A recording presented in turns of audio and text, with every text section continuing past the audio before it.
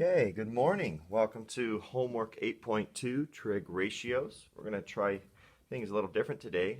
Working off a piece of graph paper, see if that was it's a little easier to see than maybe the whiteboard was. So we'll see. We'll figure things out. But this is the start of a really interesting set of lessons, and that is, and I think really important, you can use it a lot in Algebra 2 and in pre-calculus or trigonometry. And that is relating the sides of a right triangle using trig ratios. Now, if you remember, a ratio is just a comparison of two different quantities. And so your first definition, which I put down here, trig ratios, again, it's just a ratio of one side of sides, here we go, put a little edit there, sides on a right triangle. And so it's always going to compare, a trig ratio will always compare two sides of a right triangle. And you'll see in this section, this is going to be the definitions of the homework, that there's three different ratios that compare the pairs, the sides of the triangle in three different ways. And I've written here, they correspond to a reference angle. And that is because the whole point of comparing these ratios of two sides of a right triangle is that we can then solve for the different angles inside a right triangle. Or we'll see we can use the angles within a right triangle to solve for the sides of a triangle. So kind of the goal of today, 8.2 and then 8.3, is that in a right triangle, using either the angles or the sides, we can fill in all of these quantities, all three angles and all three sides. So let's talk about, I've already defined trig ratio of sides on a right triangle. They correspond to a reference angle. That basically means they allow you to solve for an angle. But let's talk about the three main ratios: sine, cosine, and tangent.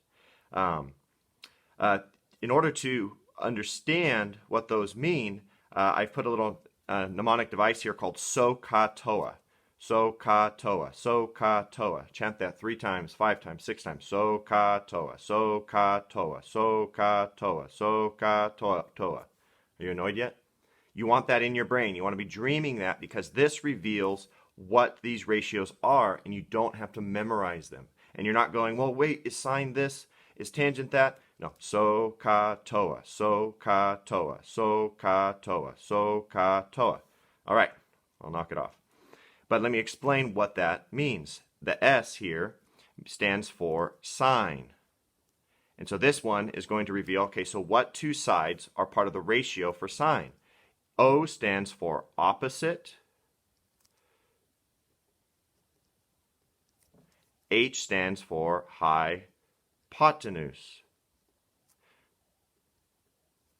So the sine ratio is the opposite side of the triangle over the hypotenuse. And I'll always abbreviate OPP and HYP because you can see how long those words are. Don't want to write them over and over again.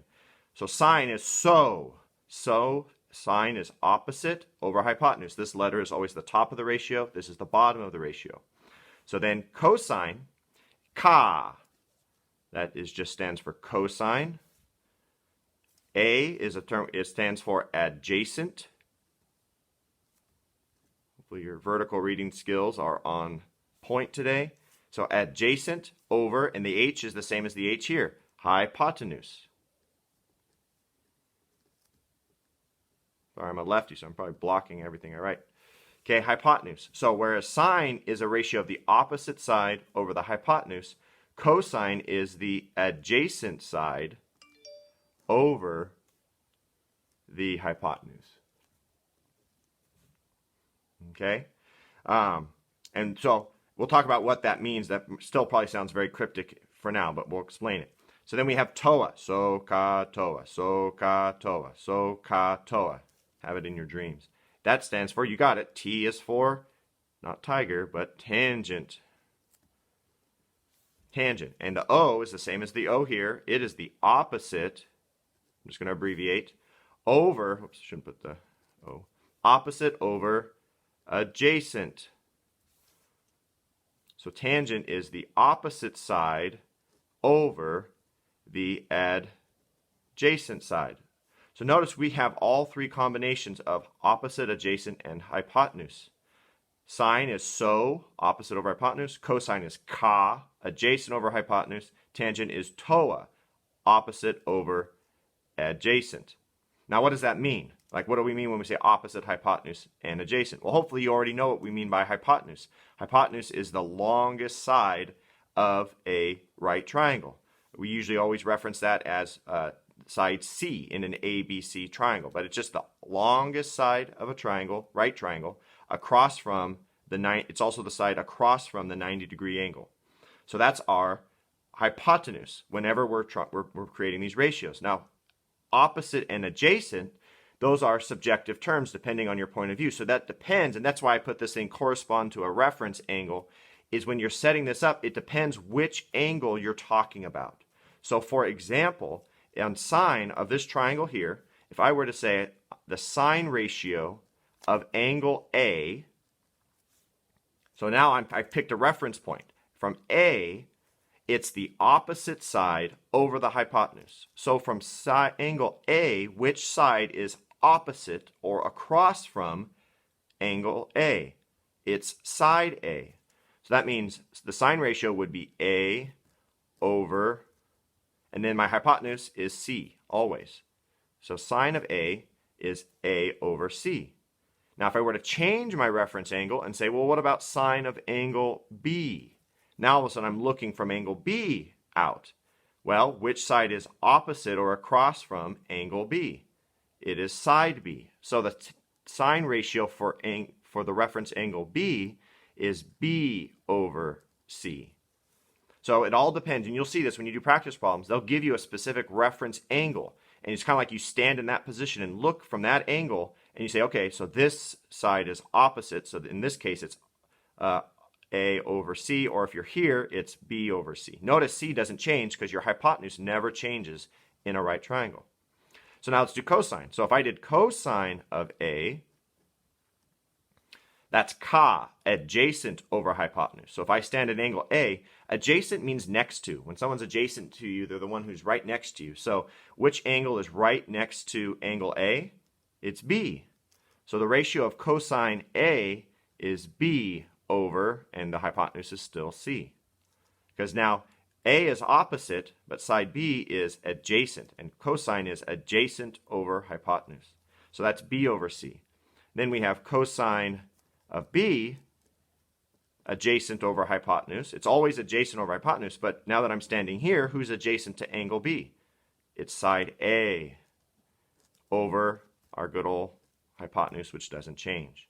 Notice also, when you're at an angle and you're thinking adjacent next to, we're never talking about the hypotenuse, because the hypotenuse is set. It's always going to be the hypotenuse. So that's the side, the leg of the right triangle that's next to or adjacent to the angle that we're talking about, never the hypotenuse. Okay? And then tangent, we'll just do those, and then we'll maybe put some numbers here to see some numbers in place, because all the letters can be confusing. So tangent of A, if I stand here, it's TOA, opposite over adjacent.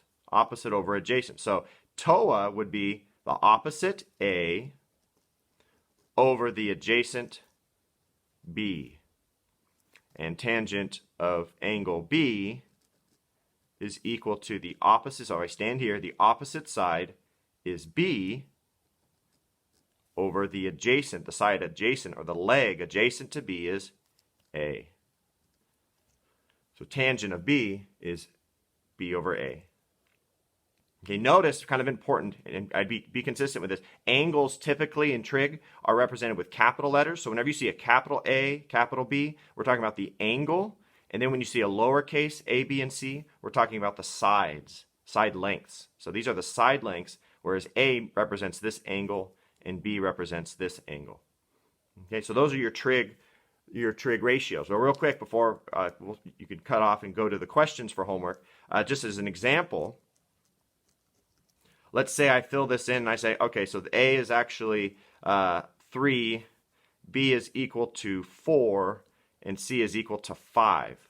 Let's do it. Let's just find tangent of B with actual numbers. Say we have a triangle with actual dimensions. So the tangent of B would be, I stand at B and I think, okay, so ka toa, so ka toa, so ka toa. So toa, opposite over adjacent. Opposite over adjacent. So the opposite of angle B is 4, and the adjacent is 3. So the trig ratio of tangent of B is 4 over 3, or 1 1/3, but we're always going to leave them as mixed fractions. Or let's say I want to do cosine of A. So ka toa, ka, adjacent over hypotenuse. So I stand at A. What's adjacent? 4 over hypotenuse, 5. So the cosine of angle A is 4 over 5. Okay, so those are your definitions for homework 8.2. See the next video for the practice problems that I gave you on the homework.